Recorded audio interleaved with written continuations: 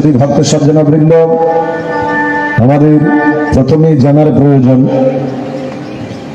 শ্রাদ্ধ বাসরে কেন গীতা পাঠ, অন্যান্য শাস্ত্রাদি কেন পাঠ নয়, গীতা পাঠ করলে কি হয়। আজকে সেই তত্ত্ব আলোচনা হবে। পিতৃণ উদ্দেশ্যে শ্রাদ্ধে গীতা পাঠং করতিহি সন্তুষ্ট পিতরাতৃস্য নিরায়াদয়ন্তি সর্বিতম। সন্তানগণ পিতামাতা বিয়োগ হলে সন্তানের দায়িত্ব এবং কর্তব্য পিতার কর্ণে গীতার শ্রবণ করিয়ে দেয়া। সন্তানের কর্তব্য পিতাকে হরি কথা স্মরণ করিয়ে দিয়া, কানে কানে গীতা গীতা জপ করে বলে শুনিয়ে দিয়া।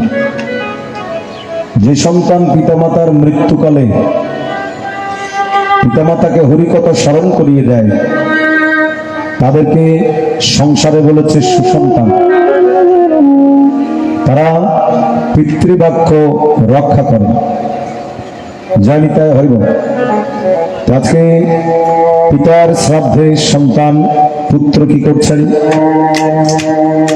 পিতার মৃত্যুর অন্ত্যেষ্টিক্রিয়া ক্রিয়া কার্যে এবং পিণ্ডদান কার্যে শ্রাদ্ধ অনুষ্ঠানে গীতা পাঠের আয়োজন করেছেন। পিতার মৃত্যুর পরেও পিতা সর্বসুখ অনুভব করছেন।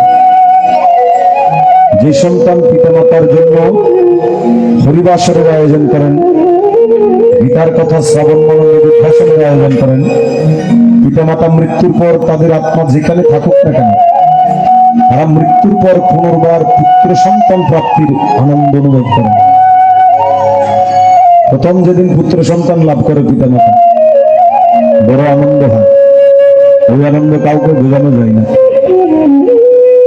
পিতামাতা আবারও পুনর্বার ওই প্রেতলোকের দরজায় দাঁড়ালো পুনর্বার পুত্র প্রাপ্তির আশীর্বাদ লাভ করেন, পুত্র প্রাপ্তির সর্বসুখ অনুভব করেন।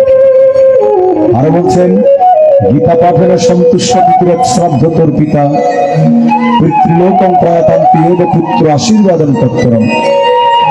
এই সন্তানের মহাকার্য দেখে পিতৃপুরুষগণ প্রেতলোকে থাকলেও সেখান থেকে সন্তানদেরকে মত্তধামে আশীর্বাদ করিতে করিতে তারা বৈকুণ্ঠের পথে রওনা করেন।